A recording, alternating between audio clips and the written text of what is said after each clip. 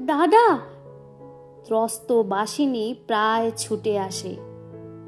অসুচ বাড়ির ভাত খেতেনি দাদা?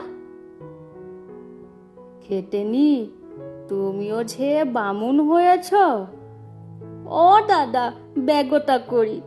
উৎসব ফিরে দাঁড়ায়, তার চোখ এখন বাদার কামটের মতো হিংস্র। দাঁতগুলো বের করে সে কামটের মতোই হিংস্র ভঙ্গি করে।